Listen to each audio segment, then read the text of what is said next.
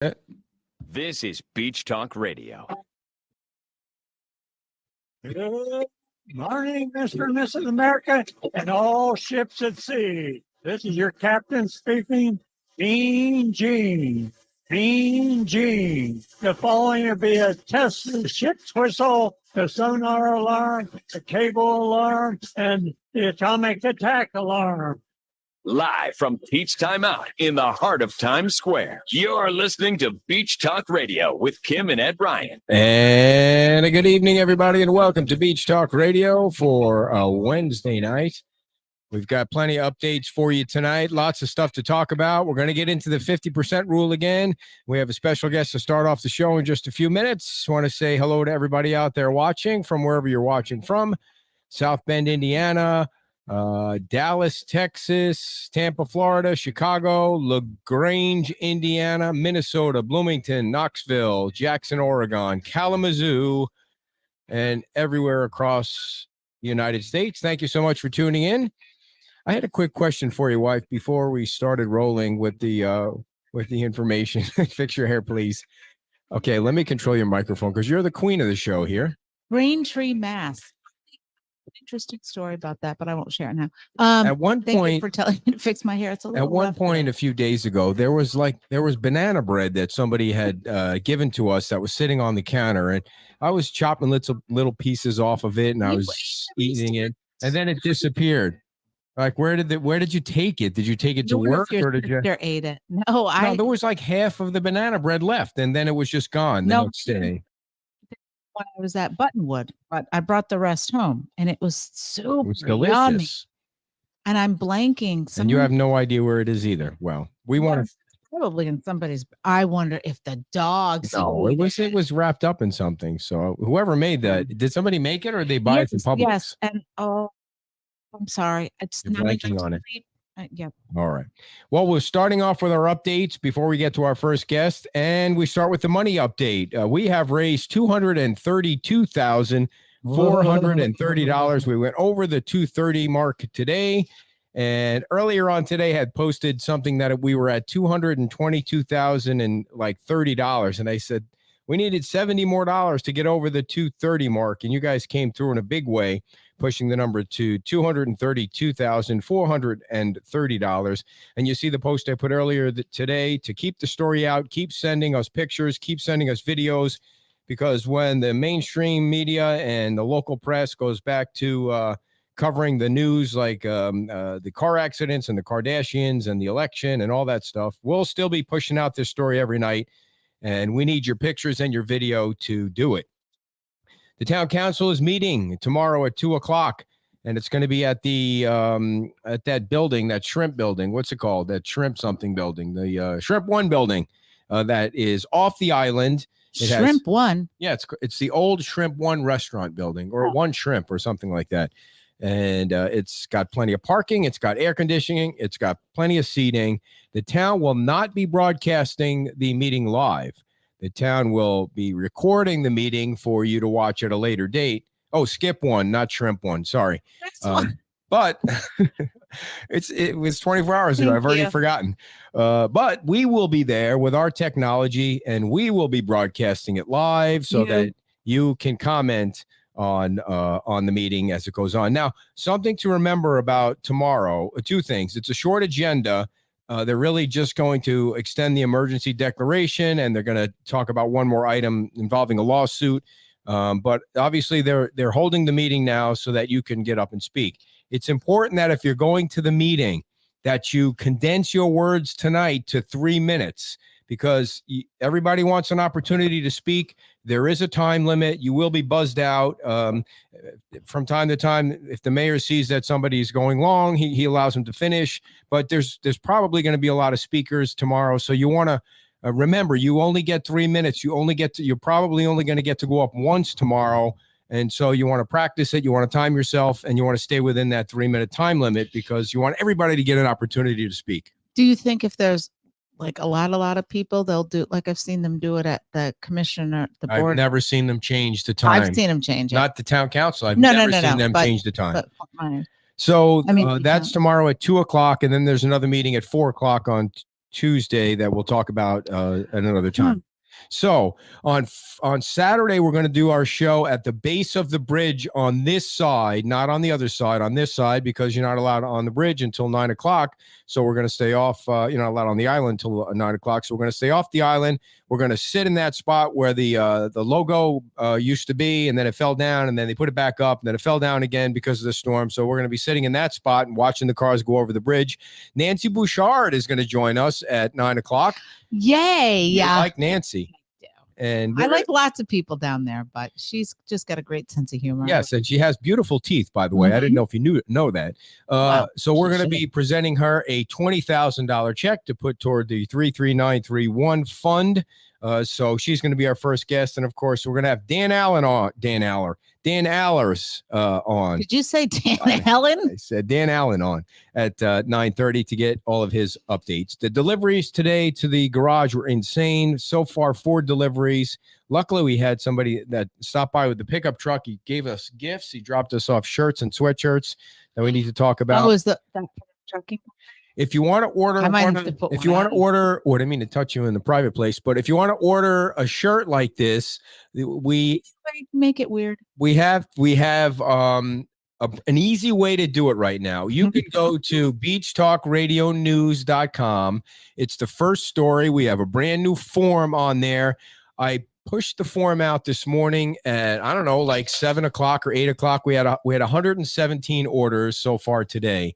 And tomorrow we're going to be filling 120 orders. 120 orders, the first batch, are going to be mailed tomorrow. There's a list of 20 of you who order early that are pickup. So I'm going to bring the shirts with me to the town council meeting and to the Buttonwood location on Saturday. So if you're around anywhere, I'll be able to pass it off.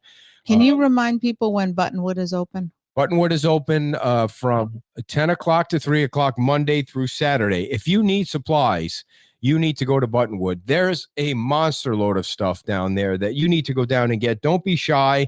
If you're living on the south end and there's nothing down there, then stop at Buttonwood. Door is locked.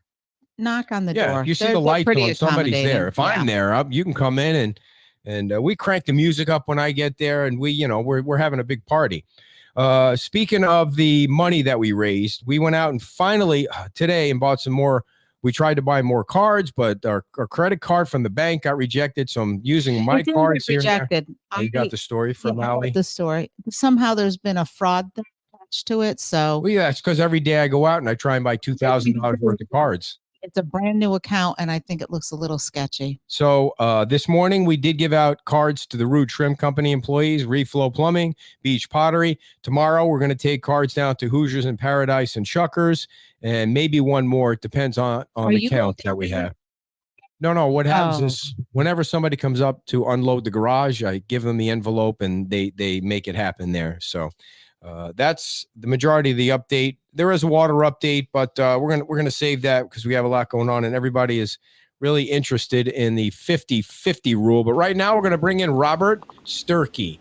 Robert, send us a nice email, dear, about a great story that he wants to tell. And I said, I want to start every show after the updates with some kind of nice story, a feel-good story. Not that the 50-50 thing is a terrible story, but it's certainly not a pleasant story for some people. So, Robert, tell us who the hell you are, man.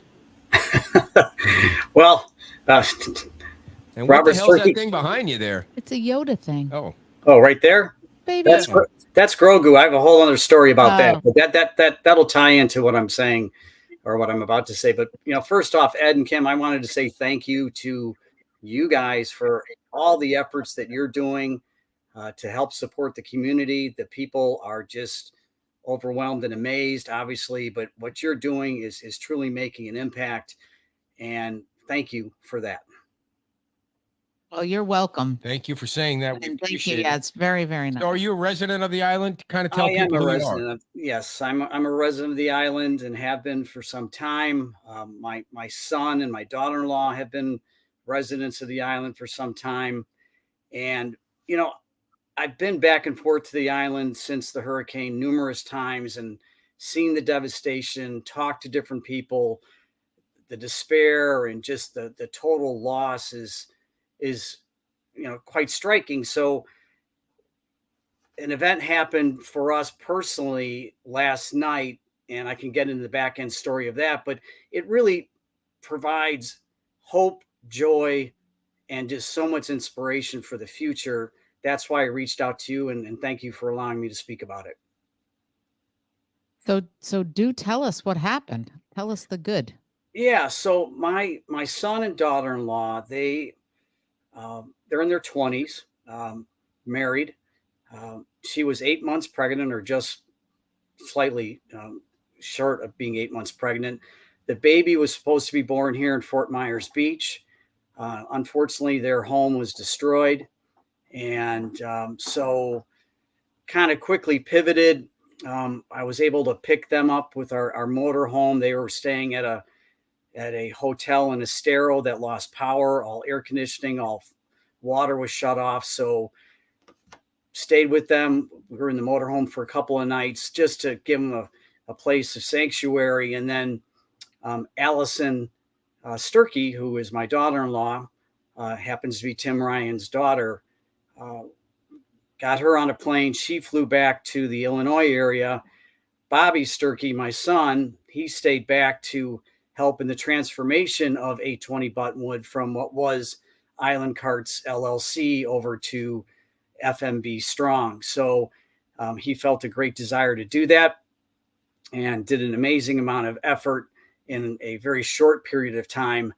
And then some complications happened back at home with Allison and the baby. So we put him on a plane and he flew back. Luckily, things calmed down a bit, had a little bit more time. Otherwise, the baby would have been a bit more premature. But I'm very happy to announce that Audrey Noel was born last night in Elmhurst, Illinois at 6:33 Eastern time. And she is healthy. Allison is healthy. Bobby is doing well. Now, the back end story of this is they wanted Audrey to be an FMB baby. They were committed to Fort Myers Beach. They lived there. That was their home. They planned on raising a family there. But, those circumstances didn't work out. And I know a number of circumstances didn't work out for other people. But, Bobby stayed behind. He created the website, www.fmbstrong.org. He did that in conjunction with Tim Ryan. And, of course, the transformation of 820 Buttonwood is largely due in part to the FMB Strong people behind that, and then just the outpouring of support for everybody who needs it on the island. Well, that's great news. I think we should give a round of applause for the baby being born. And welcome to Audrey Noel. That's a great name. Audrey Noel. How big? Well, How big was she? The middle name is very, very special. Allison Sturkey is a true believer in Christmas and loves Christmas and is so much about Christmas. She wanted that middle name to be tied to Audrey. So we are thrilled. We're very happy. There's still so much more to be done, and we're committed to doing that. We're actually en route. We're in Louisville, Kentucky right now, staying at a friend's house. Then we'll be driving back to the Chicagoland area tomorrow to see the baby and to be with our family. And then, I wish we could order her a little teeny tiny one of those things. Shirt. A little newborn shirt. Yeah. We'll have to see about that. Baby That's Army. Okay. That'll come in time, and I understand that. Yeah. But we're committed to it's our mission to head back to Fort Myers Beach and to continue to help in the effort. We'll be staying back at San Carlos RV Park, which they've done an amazing job in a very short period of time to basically clean up that park, get it ready to go. And in the meantime, we've been working at the Buttonwood location to help people as much as we can. I've been working in the park myself to, help restore the electrical systems and just the cleanup. It's just, those are those stories of inspiration that I want to get out there, that's happening.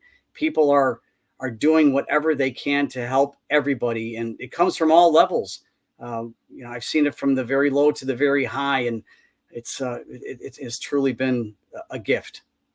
Well, Robert, thanks so much for coming on, man. Congratulations. And that makes you a grandfather, right? I mean, yeah. Yeah, this is my second time around. I do have a grandson. He's 7 years old. That's Alexander Kingsley. He's been to Fort Myers Beach a number of times. Absolutely loves it. So, yeah, that's my story. Thanks a lot, man. We'll see you down at Buttonwood. Thanks for coming on. You got it. Thank you for letting me on. I appreciate it. Good luck to everybody. Thank you, Robert Sturkey, a brand new, well, not a brand new, but a grandfather times two. So, I kind of say that weird because he looks young. The picture of my grandparents are like old and gray and codgety and, and always angry. And, that's what you picture my grandparents were. So they were down at Buttonwood. So I was hearing little snippets about the story. And so it was nice to see him again. Honestly, at first, because we're all a mess, and all of a sudden I'm like, oh, hey, yeah, I know who that is. Yeah. So a couple of other quick stories. There is a lady sent me a picture of her. I think it was her house. It's a wreck because it's on Fort Myers Beach and all the homes are pretty much a wreck. And she said that she sent me a picture, and I'm trying to get her on the show. She found a turtle, like a giant turtle. It had a special name. I should have written down the special name, but it was a fairly large sized turtle that she found underneath the rubble, like a big giant turtle, and it was still alive. Like a sea turtle, like a loggerhead, it wasn't one that I recognized. It was some kind of. Of course, we're going to see all the different posts up there. But if I can look it up, let's see. It's going to be. I can probably imagine. Okay, here's Valerie. Sing. There, it's you folks can't see this, but there it is right there. What's the name of that turtle, dear? It looks kind of small. I know we're talking out of turn here because nobody can see the picture. But she said it is a huge pile of rubble. We found a rare boxer turtle, boxer baby turtle. So she said, so that was a nice story. I mean, I want to try and get her on. And there was another story I'm completely brain farting on right now, but it'll come back to me at some point. Tomorrow night at 6:00, for those of you that are voting in the upcoming election, tomorrow night we're going to have all three of the new candidates on, Patrick, Karen, and John. And obviously they've been kind of low key because you don't really campaign during a disaster like that. But tomorrow we're going to have them on because you need to vote. And obviously they're going to talk about how they feel the management of the town did during the storm and the whole thing. So that's at 6:00 tomorrow. We'll start with our updates and then we'll go right into what's going to be like not so much a debate, but one of those forums that we had at Royal Scoop and at Margaritas. So that's at 6:00 tomorrow. And I did tell you guys that we have this new form for the shirts that you go to beachtalkradionews.com and you can order their shirts there. Don't go and order one again if you already ordered one. I should have said that before. I know it's going to drive Marie crazy if I mess things up, but she's got a system going. You don't need to go back and order one. That's for new people that haven't ordered yet. And we got 117 of those orders today. So I wanted to make sure I made that clear. So right now we're going to bring in. Well, wait, let me just answer two questions. One, regarding how long Buttonwood is going to be open. I wouldn't say it's in depth. Well, right now it is, there's no plan to shut it down. And as far as the question about how to help, I would go to Buttonwood or get a hold of Dan Ehlers and see, because they can always use volunteers down there. And I also think that that's a little bit of a hub for information as people come in. Sure. And are kind of sharing their story about what they need and what they need help with. I think as far as I've had people approach me at where I work about how I can help, and it's just right now it's just a wait and see thing. So gotcha. Well, that was a terrible segue. I made Dell sit there and listen to us. Sorry. I'm usually a little smoother than that. So no, you're not. Dell, how are you? I'm good. You? Thanks for having me on. Good. Dell Schwalz, did I say that right? You did. Okay. He's the president of Schwalz Consulting, board of directors of the Florida Floodplain Managers Association. And Dell is going to talk more about this 50% rule that's so important to the residents on Fort Myers Beach that own a house or might be impacted by this in some way. So before we get into that, Dell, let us know, let the audience know what your creds are, man. Tell them your background so we know you got the goods behind you. Well, I appreciate you welcoming me to the show. And I'm out of Orlando, so I'm a Florida boy. But I'm an environmental engineer and a certified floodplain manager.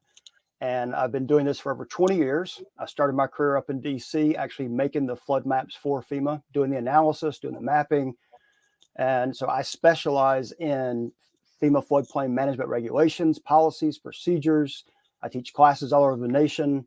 I'm just finished up my term on the Florida Floodplain Managers Board of Directors as the president of the association. I've been on the board since 2008.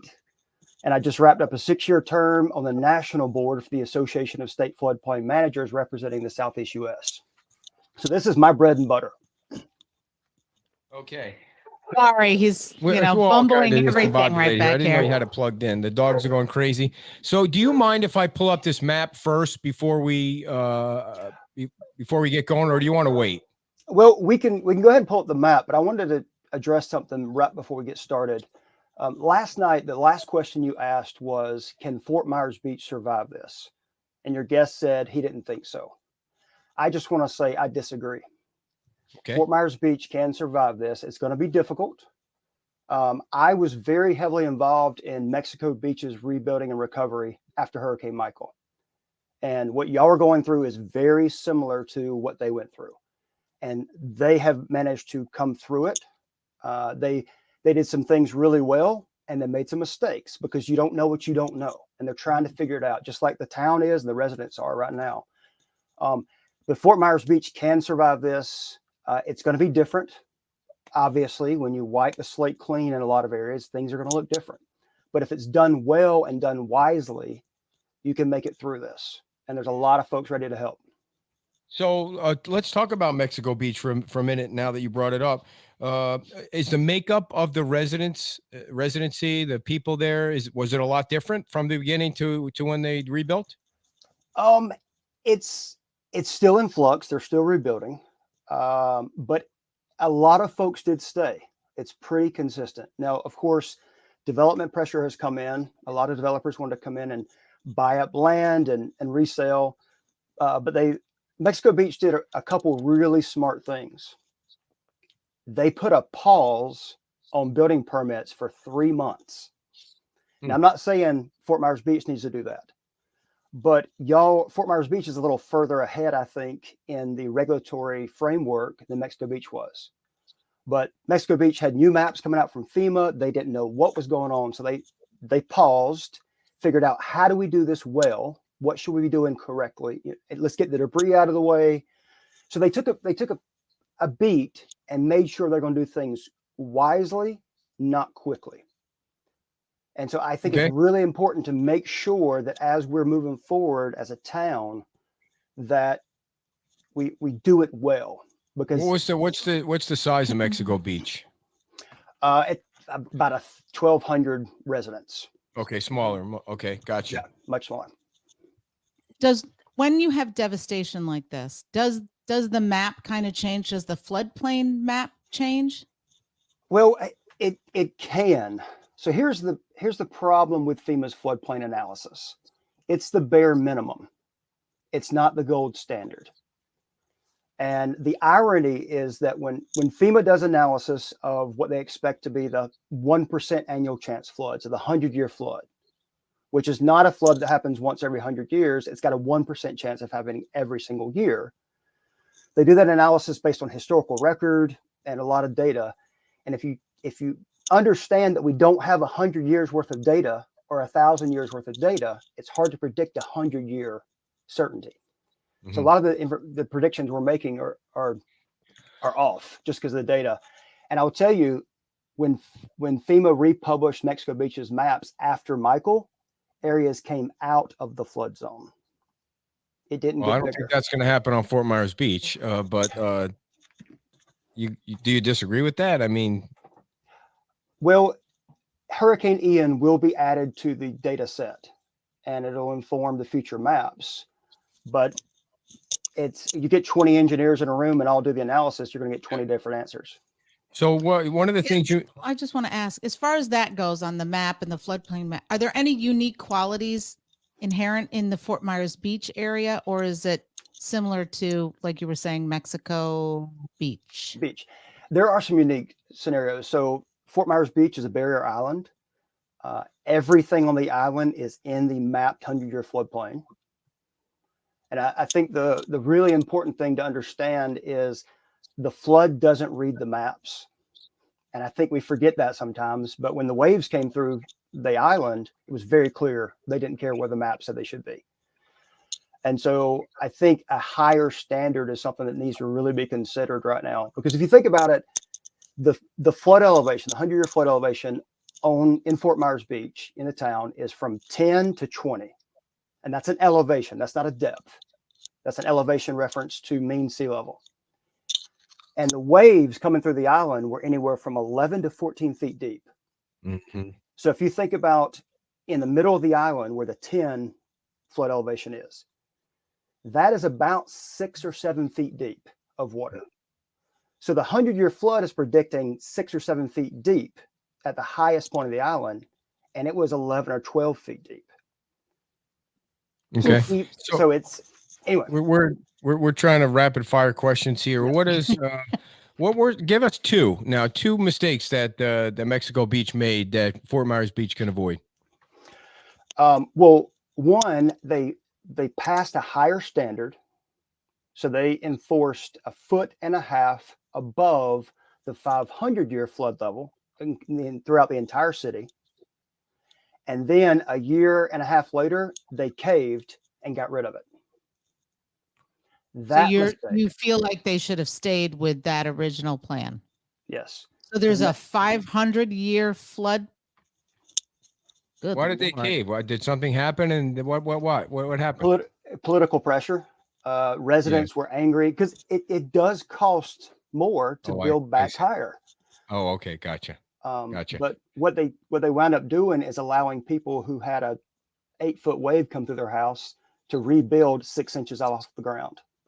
Oh, yeah. So what's the second mistake? Outreach, communication. Oh, go figure.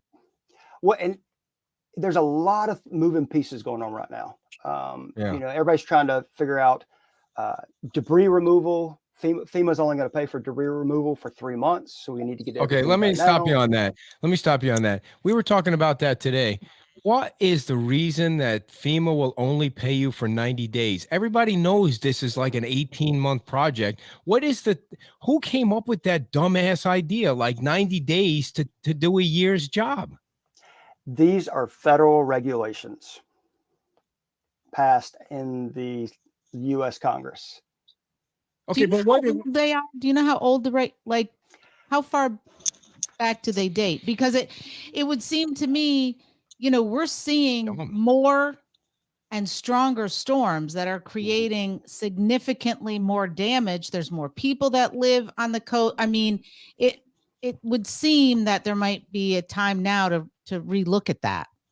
Well, and FEMA is currently relooking at their regulations because some of these regulations have not changed since the 70s when they were first enrolled.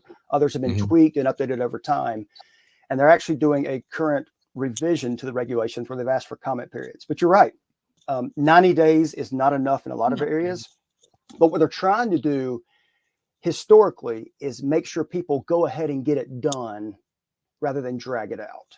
Okay, but it's impossible to get that job done in 90 days. How about the feds throw in a barge every 1 mile or every half a mile and allow Fort Myers Beach to get the debris off on both sides? And if the feds threw in 50 barges where people could just dump all kinds of stuff into the barge without getting it into the water, then it seemed like the project would be done a lot faster. I mean, you're telling me that the feds expect you to clean that place up in 90 days? That's like saying go clean up Ukraine in 90 days. It's insane. Well, you got to remember this is a federal standard, so it applies to every small and large disaster. So one size doesn't fit all. Gotcha. Okay, so I want to show people this map because I know that we showed you the map. We don't need audio. Did you want to say something else first? I'd like to get into the 50% rule first, because I think this map is going to stir up a lot of conversation and dialogue, and I don't want to All right. lose the chance. I mean, if that's okay, we can Dell, do the whose map show first. is this? Is this your show or my show, for crying out loud? You're running the whole thing. I'm just kidding. Go right ahead. I actually, even today, I did have people say, what is the 50% rule? So even today, people are still asking that question. So go ahead. Yeah, so let's go ahead and knock that out. So the 50% rule is it's based on the value of your structure. And so the idea is that you have structures that are built below the current regulations.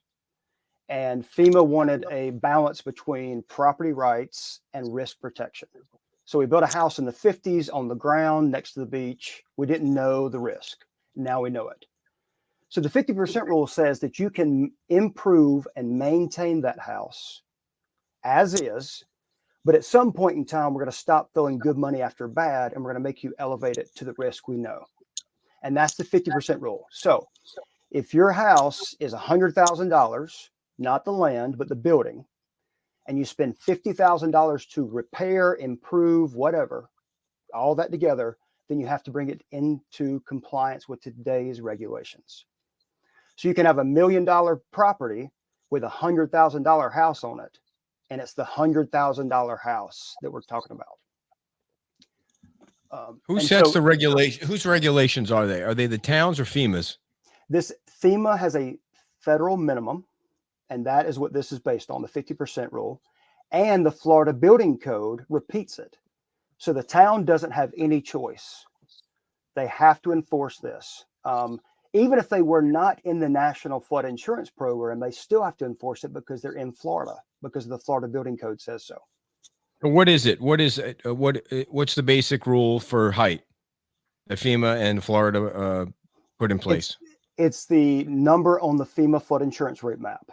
So the BFE, the base flood elevation, plus 1 foot. So FEMA says their number. The Florida Building Code says you have to be a foot higher than that. So the town doesn't have a choice. They have to be at least a foot higher than FEMA's number. Is it the same consistent? It's not the same consistently all over Fort Myers Beach. You're in different areas, so you get different numbers. Right. So if you could imagine when the water comes up on the island, the waves slow down, and there's different variables that come into the analysis. So it varies from an elevation of 10 at the highest point of the island, because the waves are kind of slowing down, to a 20 right at the beach. Got it. Okay, so you ready for this map? This map we good now? Yeah. Well, and I do want to say too, this applies to commercial and residential. Okay. Last night there was a reference that commercial did not get affected by the substantial damage, and that's incorrect. I was all giddy last night after he said he said that you could build Times Square at the ground level. You're saying not true. Well, the area below the flood elevation has to be only parking, storage, or access. Even business. Even business. He said that if it's not livable space, that it's a different rule. You can't have you have to either have it above the flood level for commercial buildings. It has to either be above the flood level or flood proofed. So it can be wet, or the walls have to be strong enough to hold the water out. No, not breakaway. Oh. They have to be strong enough to keep the water out, or you have to be able to let everything inside there get wet. So let's say you had a restaurant and the downstairs was just concrete walls and tables. Yeah. And then if the water came in, everything got wet, you just spray it off, you're good to go. But you can't put your ovens and stoves down there because that's damageable material. I see. So it's kind of a maybe. You can dine downstairs, but you can't have all your equipment downstairs. So maybe it's a 2-level thing. There's no chance that we're going to have Peach Time out on ground level looking at Times Square outside can you have the tables outside on the Times Square ground level? Because there'll be something you can move in and out right there. So that's fine. It's just what you're saying, where the cooks are and all that stuff has to be out of the water. Yeah, the machinery and equipment. Now, there are areas where you have the wave zones. So this is your VE flood zones, which has wave action, or your coastal construction area, which is the coastal construction control line, which is the erosion area. Those areas, you can't have the bottom level be watertight because the waves are going to knock it out of the way. So there's parts of the island where you can make it watertight and parts where you can't. Just when I think I understand it, you went ahead and confused me again. But I'm trying to make it as clear as I can.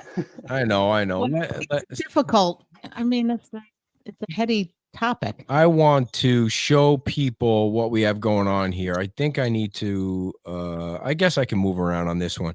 Now, folks, we've showed you this map before, and I was shown some new information or given some new information that I thought would be worth sharing with you. And you can all go to this map. I don't remember the link. I know, because I want to make it bigger, dear. I can't make it bigger. Just make it bigger. Gonna get out of that. Okay, so I want to get that one on there. I think I'm going to try and come out, do it again, and get that first map on there because that one. Well, if you search Lee County damage assessment, it'll bring that map up for anybody who wants to look at it.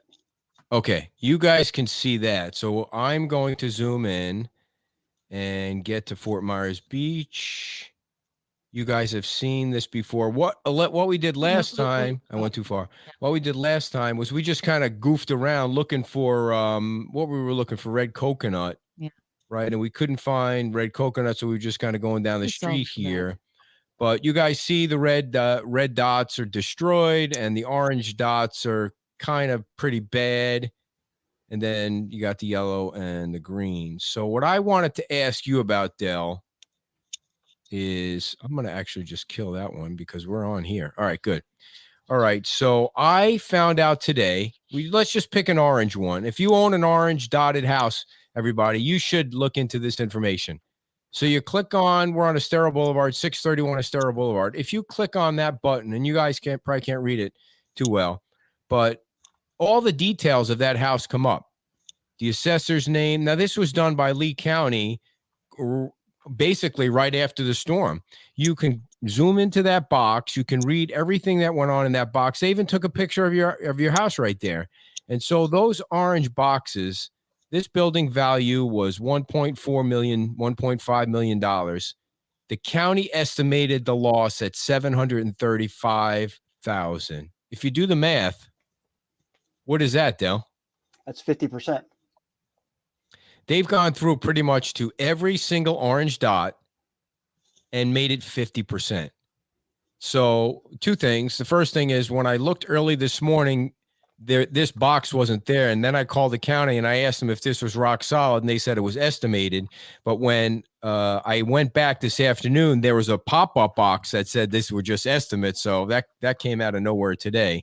And the second question I have for you is, how accurate is that information, and how concerned should the residents of the beach be with that number? So as you look through here, these dots are in 4 categories: red, orange, yellow, green. And if you do the math, red is 100%, orange is 50%, yellow is 25%, and green is 15%. So these are estimates of damage thresholds. Because the idea here is that right now they're trying to determine when we rebuild, what regulations apply. And so if you go through, it's pretty easy to identify the ones that are destroyed. Right. You can do that from aerials. And if you compare the aerials to a lot of these red ones, you can see very clearly it's low-hanging fruit.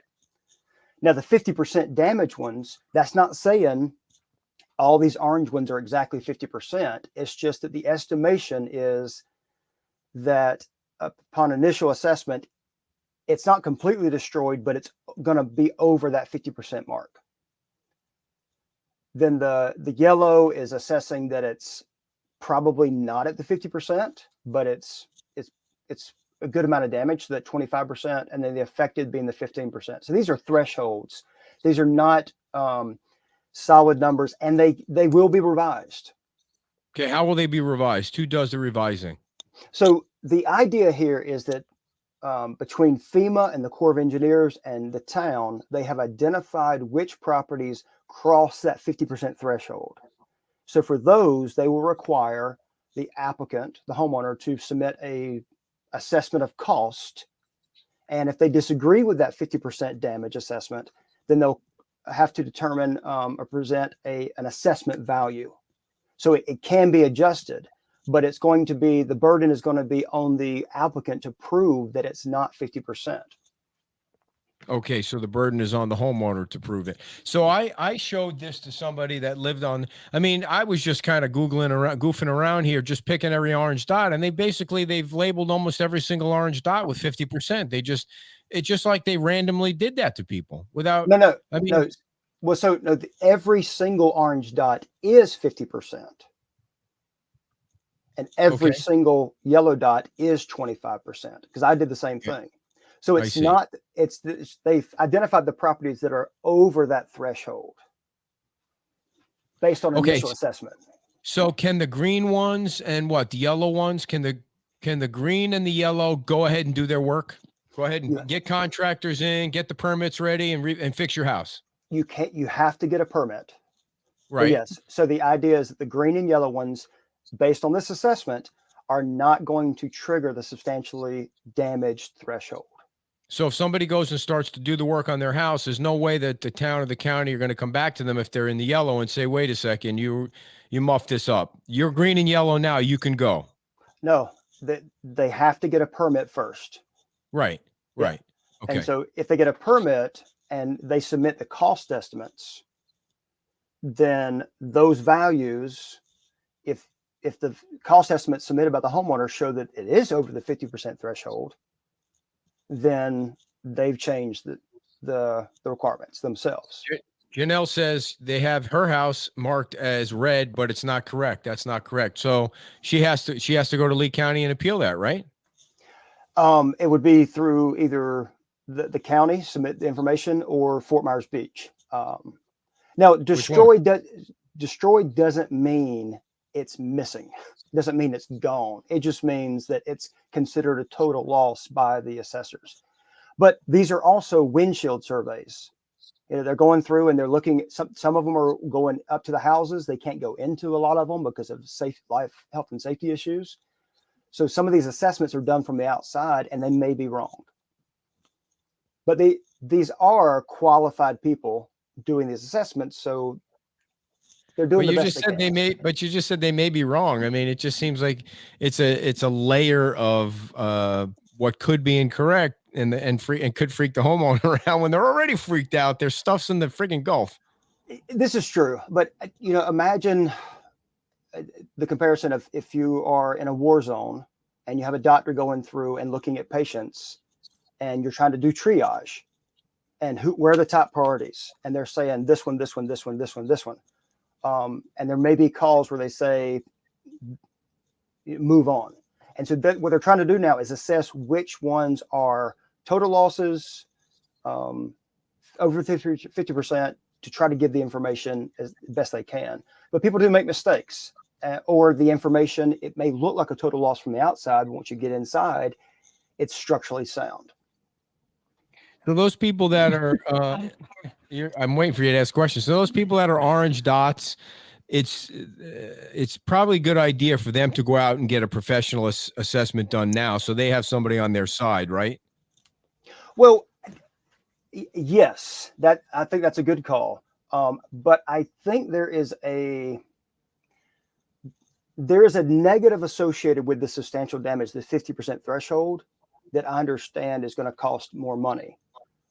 But I think it's being misrepresented as a completely negative thing, because if we're going to rebuild Fort Myers Beach back and build it safe so that when the next storm comes, we don't have to go through this again, then rebuilding it the way it was done before is not the answer. Right, but not everybody can afford that. So that's probably those are probably the ones that are freaking out. They don't have, they got to pay an old mortgage, and they're trying not to have to pay a new mortgage and an old mortgage and put in $500,000 worth of their savings into a house when maybe they could save it. So how does this 20% added on fit into all this? Well, and to your last comment, these are also the people who can't afford to lose it all once again down the road. So there's a mixture here. Yeah. The 20% is a pretty common standard nationally. So FEMA gives several options for determining the appraised value of a house to use for the 50% rule. And one of them is the property appraiser's value plus a percentage identified by the tax assessor. And FEMA throws out the value of 10% if you don't really know anything, but they recommend you get the additional value from the local tax assessor.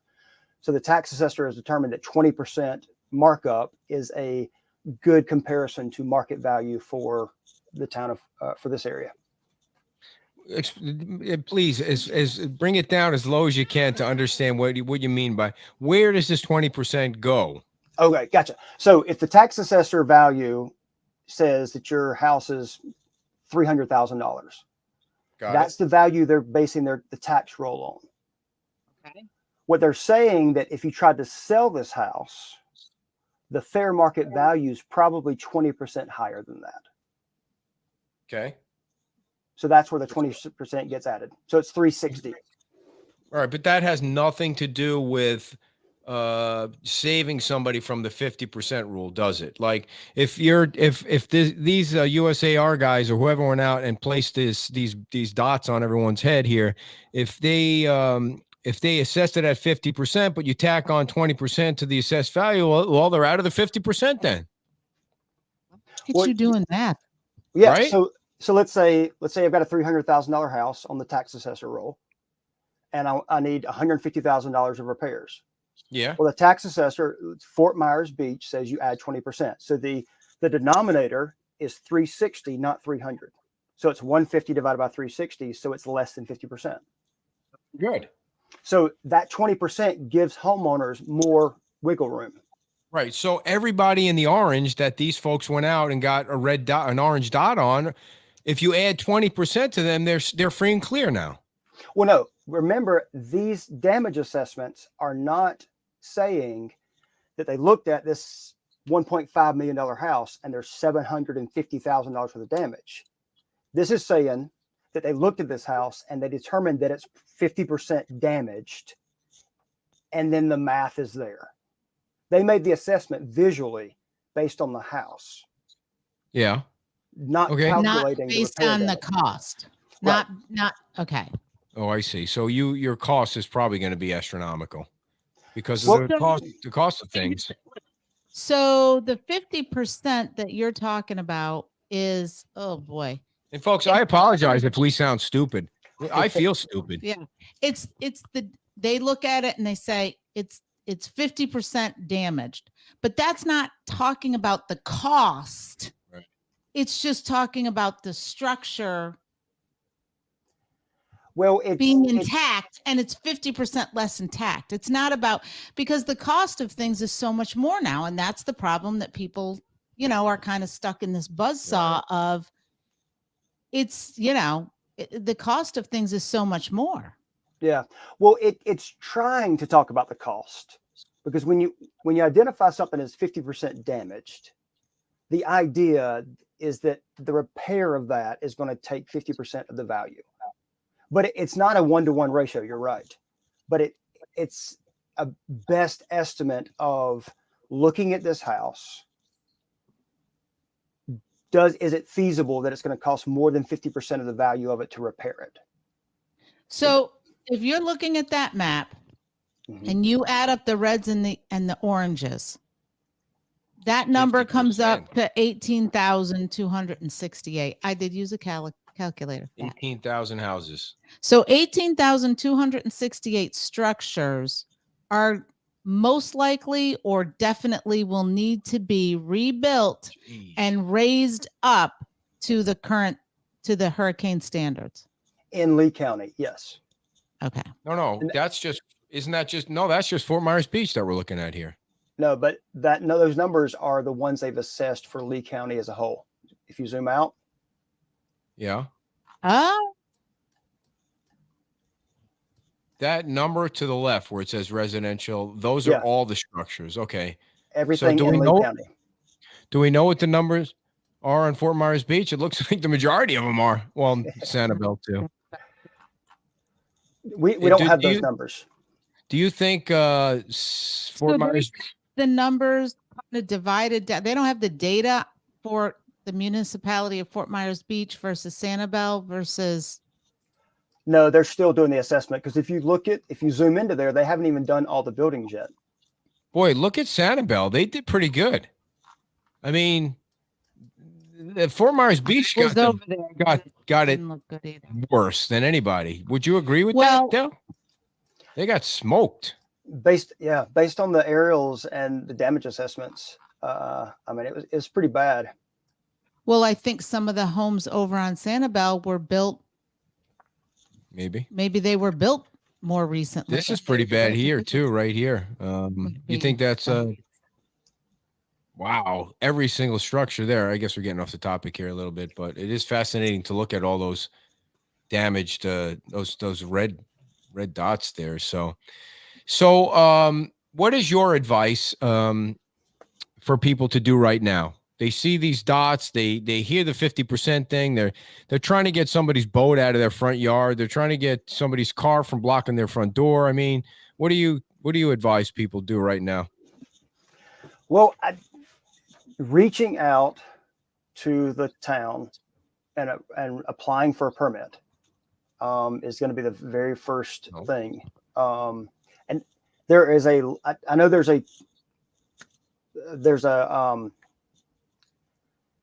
a lot of people trying to get information. And so we've got definitely a choke point as far as information going back and forth, but they're doing the best they can. So applying for a permit, make sure you have a permit before you do work as far as repairing, and applying for, go on the county's website and submit those applications through the state for FEMA assistance if you haven't already done that. Make sure you're documenting everything, pictures, everything you're doing, taking pictures. So real quick, folks that are asking about the link, this isn't a platform that I could actually post a link where you can click on it. Look, we're a Mickey Mouse podcast here. We got 9 listeners. So what I'll do is after the show, I'll put it on the top of the Facebook page so you guys can look at it. But everybody else is kind of, I know you're trying to post it up there to help, but you can't click on it because of this cheap platform we're using. All you have to do is search Lee County Damage Assessment. Okay. And it's the second or third link. All right. So you were giving people advice, be patient, take pictures. I know what I want to ask you. What is your idea or your opinion on how this permit process is going to work? I know it might be a little bit slow now, but there's going to be a lot of permits needed. There are. And it's going to be a slow process. And I know that's not what people want to hear, but if anybody who's actually applied for a permit in normal times, it takes a little while. Yeah. And right now we have thousands of people all wanting a permit at the same time from a department that has been flooded as well. So it's going to take some time. Got a question from the audience? Where's Kathy? Won't structural, you're getting a little pushy tonight. I don't know what's wrong with you. Won't structural engineer report have something to say about all of this, including what was determined with MAP? Yeah. So a structural engineer will be part of the conversation as far as your building's structural damage. If you're building on piles, they're going to have to ensure that the piles are still safe. If your foundation is still intact, they're going to have to review that and assess whether it's safe or not. There's several different percentages floating around in the building code and insurance adjustments, and 50 is used a lot, so it can get confusing about which 50 people are talking about. So if a structural engineer comes in and says it's structurally sound, could it be the scenario that it could be structurally sound, but it still would fall under the 50% rule? Yeah. Oh, crap. Oh, man, that is such poppycock right there. I mean, these poor people down there. I mean, I guess it could be the bare minimum of the house could be there and be solid, but the cost to... I'm not arguing with you. I'm just saying that stinks. Repair it. Yeah, and that's the thing is it's less likely for it to be, but if I've got a $300,000 house that is structurally sound, but it's going to cost $180,000 to repair it, it's still 50%. It still triggers it. What is your 20,000-foot view of what people are going to have to do? You think that those orange people are going to have to rebuild higher? Probably at least 3/4 of them. Yeah. I'd say. I mean, these are going to be pretty reasonable estimates, I would say. If we may wind up at the end of the day, it's only half, or it could be higher. Still a lot. Yeah. It's the majority of them are going to probably be in that category. Because the idea here is we don't want this to happen again. And I know that it's expensive to rebuild better, but what does survival look like? What does resiliency look like for Fort Myers Beach? If 40 years ago, houses were required to be built up on piles in Fort Myers Beach, we'd be having a very different conversation today. Yeah, it wouldn't be Fort Myers Beach either. It'd be some beach on stilts. This is true. But there'd be houses where there are vacant lots now. Right. Well, or rubble. So, can I ask you kind of an off-topic this is question? our show. You never have to ask a guest, can I ask you? That's what the goal of the show is. We ask questions. Asking you to shut up so I can Never asked me to shut up. She just tells me. that you may not know the answer. So someone came up to me, not on Fort Myers Beach, but still, and they had damage to their house or their rental from the water. But their flood insurance wouldn't cover it because they said it was from storm surge and not floodwaters. Now, okay. So I said, no, you need to really look into that. So flood insurance covers everything that gets wet unless it's from rain. Here we go. Unless it's from rain that gets in because the wind broke something. Now, how the hell do you know the difference? Who's able to determine those adjusters and those really? Yeah. Well, think about it. Think about the it. roof got taken off first or the water came in first. Yeah. So if you have a 3-story house and there's water damage on the 3rd story, well, that's not storm surge. Okay. So let me ask you a common sense question. But to that, the storm surge, flood insurance covers storm surge, end of story. Okay. Well, let me ask you a common sense question, Dale. I know when you bring insurance companies into it, sometimes common sense is like, it's an oxymoron kind of thing. But so a person has windows that were damaged from rain that blew in and not from storm surge or water that came from the Gulf. Why doesn't the adjuster say, let me do you a solid, my friend? Your house is crap right now. I'm going to take care of you. How come that? Why isn't that the answer? I think that's fraud. That's not really fraud. That's helping somebody. The house is total crap. So here's the deal. That is fraud, but homeowners insurance in Florida covers wind damage, which includes rain-driven damage from the wind. So everybody in Florida who has a house, you have to have homeowners insurance, right? Yeah. So everybody's covered from wind damage and rain getting in the house, like you just said. So that's a non-issue. Everybody's covered there. It's the flood damage that's not covered by homeowners insurance. It's only covered by flood insurance. So between the two, it's people trying to get paid for what gets wet because of the flood that's not covered. So in your scenario, they get covered anyway because they have to have that homeowners insurance. I see. If someone owns their house free and clear, though, do they have to have homeowners insurance? Mm-hmm. Yeah, it's a state law. But what do you flood think? Insurance. How high do you think the insurance on Fort Myers Beach is going to go after this sucker? Well, you've got the private flood market, and you've got the FEMA flood market, and then you have homeowners insurance. And so you got 3 different animals. Now, the private insurance and private homeowners insurance, that's going to be adjusted based on the losses they pay out. But the FEMA flood insurance premiums don't get changed based on this as much because they're more of a national standard. Yeah. Dale, it really, by the way, what kind of tests do you have to take to be as smart as you are? Like, I mean, how hard was that test to get all this? And how do you retain it? Like ginkgo biloba or something? I mean, how do you remember all this stuff so that you can just spew it out like day after day? So I am very fortunate. My first job out of college, I went to DC and started doing this on the FEMA side. And I learned the regulations as a green engineer straight out of college, reviewing other people's work. And I've been very fortunate over the years being involved in the National Association, the State Association, always being in this field. And I love what I do. So the tests were hard, I'll say. And if I never have to take another one, I'll be happy. Yeah. When you were in college, did you walk around like with a protractor in your shirt pocket or something like that? I am the atypical engineer. I'm an extrovert. Well, most engineers are not quite as extroverted as I am, I guess. My old boss told me I was the wrong kind of engineer because I knew how to talk to people. I see. So I'm really miffed by this 90-day thing. I mean, you used to work for FEMA. There's got to be something like, can the people revolt, or can we do something like, it's so nonsensical that you only have 90 days to clean up, and they're not even helping. Well, they're helping kind of. The deal is the municipality has to clean it up, and then the FEMA's just kind of sitting around waiting to write a check. It's not like they have boots on the ground, like people shoveling, all kinds of sludge around. How do we fix that, like TFN or 18 months or something, based on the size of the storm?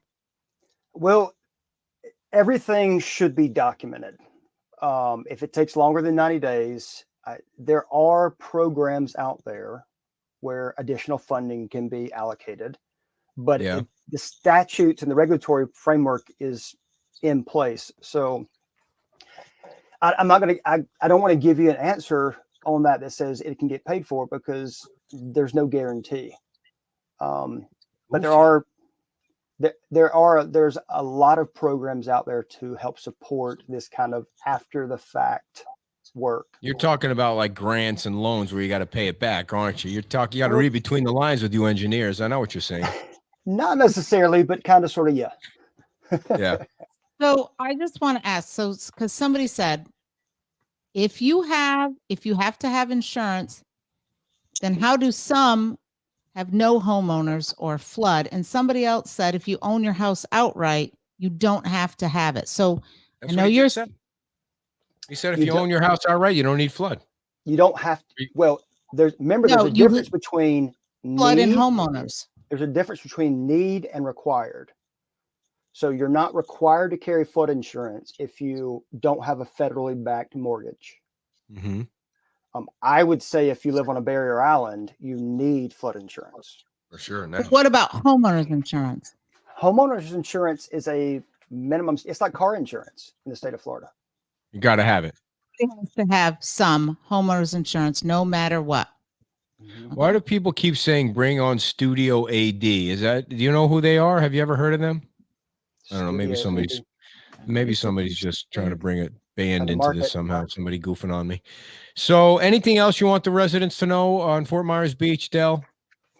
By the way, I want to thank Chelsea O'Reilly for recommending you. Chelsea is a good friend of the beach, and she worked down there for a while, and she recommended that I give you a buzz. So thanks to Chelsea.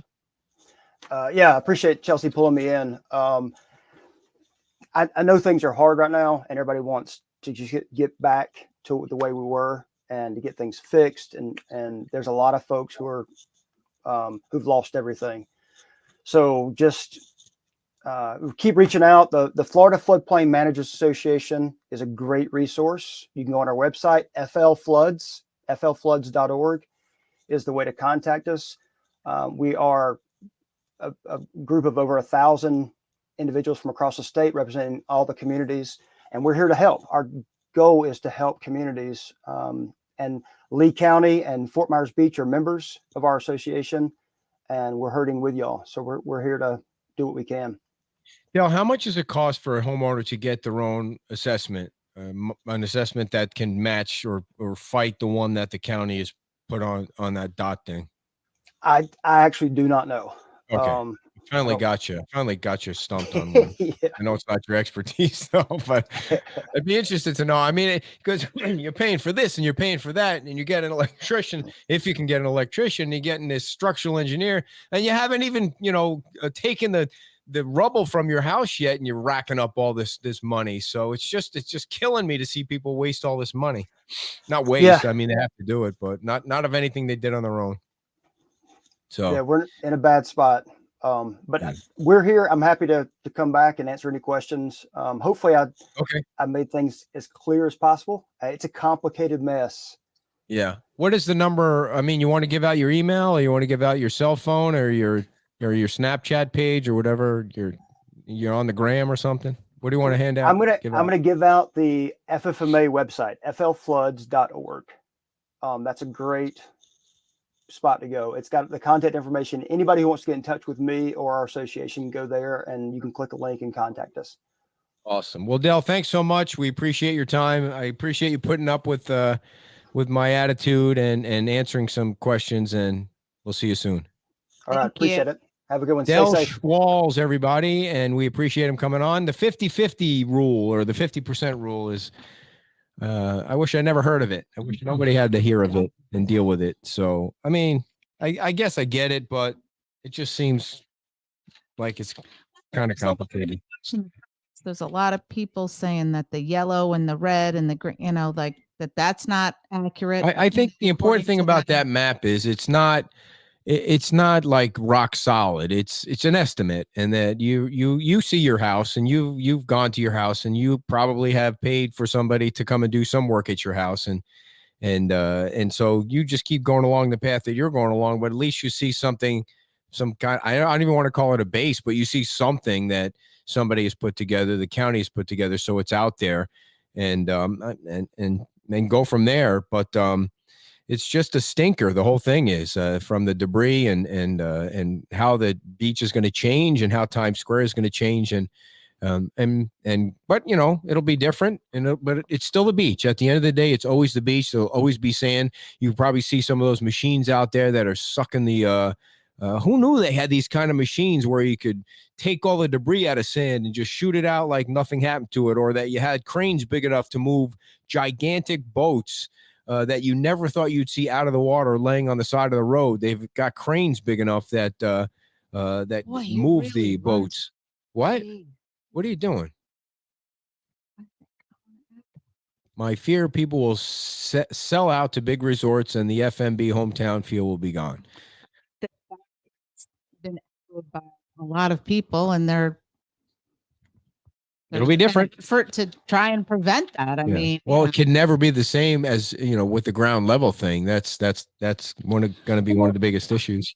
But still, there's a big difference between the architecture changing and things being up, the whole dynamic of the beach changing in terms of the residents and the community. And this is something I was talking to people about on Monday, about maintaining that little slice of Americana that is down there, because that beach is not only, Fort Myers Beach, but that's home, and that's everybody's happy place far and wide, from people all over the U.S.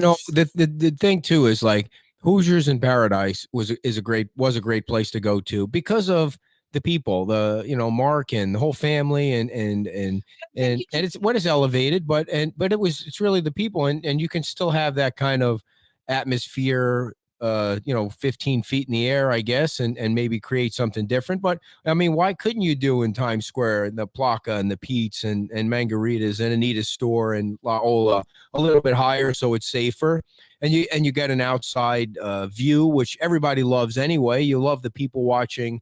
I mean, we talk about Nashville all the time, how people are just love to be outside of Nashville so they can look down, and but I think that I think that a lot of that has come over time, because those are generational establishments, and people have been coming to the same places, and then they bring their kids, and then the kids grow up and have kids, and they bring them there. I mean, we've seen that at Pete's, and I'm sure it's the same story. Many places, many people have their favorites that they are. Oh my gosh, have we heard about strongly, aligned with, and when the building changes, it's still going to be the people. Well, it's still going to be the people, but it's going to be a restart of, a new. We've heard from so many people over the last few weeks, and about how much they love coming down and staying where they stay or going where they go. And you're right, everybody has like a special place that they go to. When we go to Nashville, the first thing Jillian and I do is we go to Margaritaville and we have lunch, and we have a couple of spots that we go to.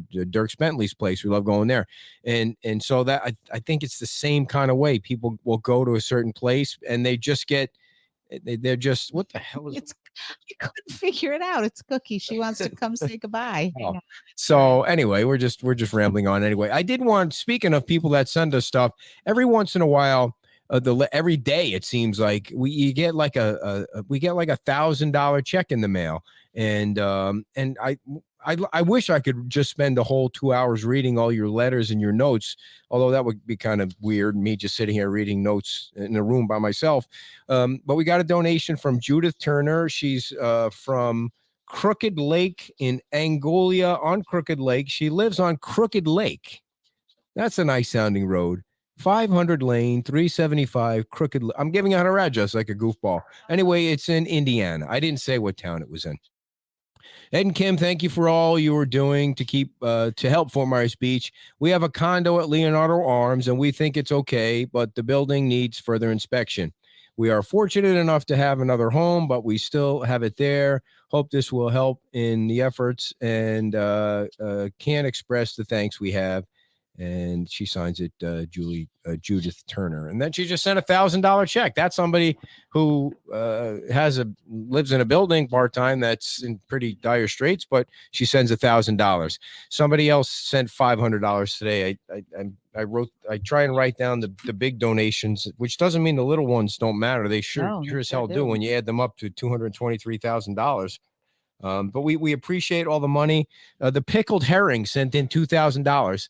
I am embarrassed to say I have no idea what the Pickled Herring is. It looked like when I Googled it was a restaurant. It didn't even look like it was from here. It looked like it was from New Jersey. But thank you to the Pickled Herring for $2,000. I did see somebody ask about the water.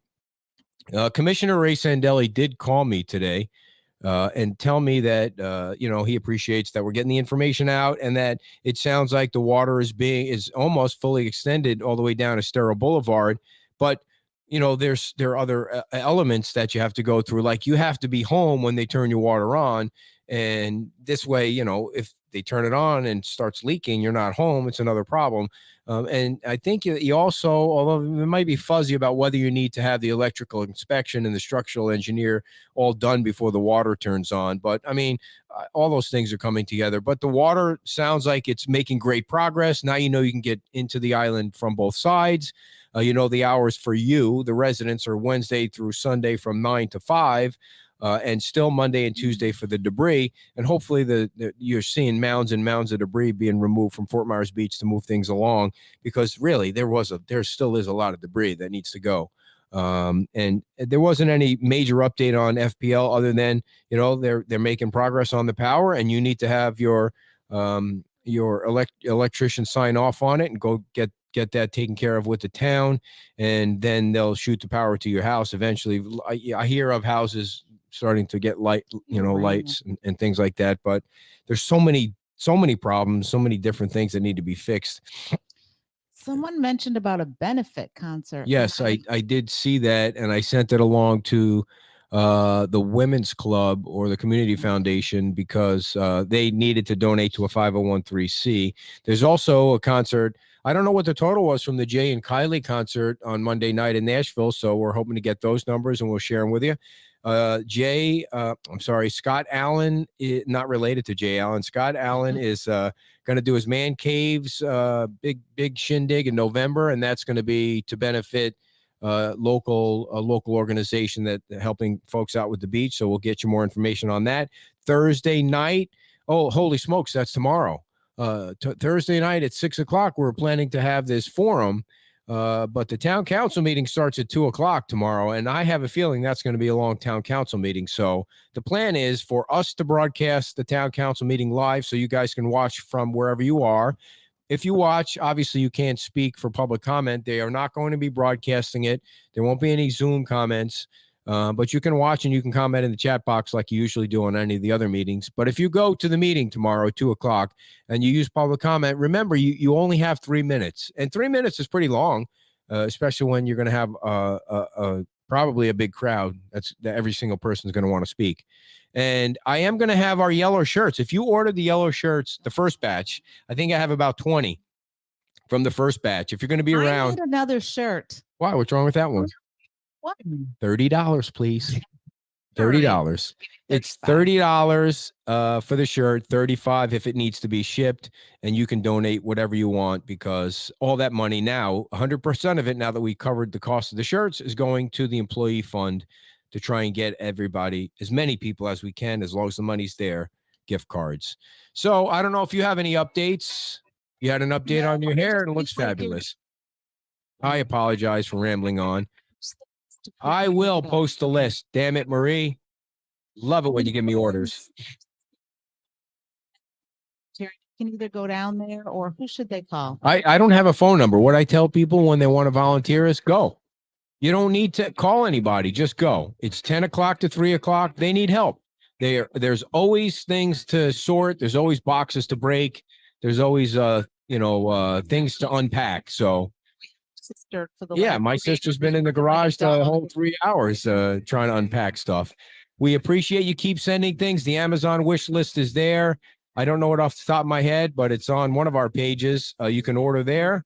It has all the stuff. It's mostly cleaning stuff now. The shirt is on beachtalkradionews.com if you want to order it. There's a new form there. And keep sending money. Keep sending cards. If you're sending Amazon gift card, please include the price on the card or what you're donating. I have a stack of cards. That's for another night. We need to tell the story of you and the Amazon people trying to get the dollar amounts. All right, everybody, that's enough for tonight. I've had enough of you all. I mean, you've had enough of us all.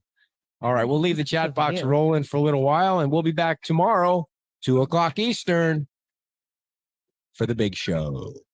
This is Eddie Ryan on Beach Talk Radio, WBTR, signing off for Wednesday night. Bye-bye.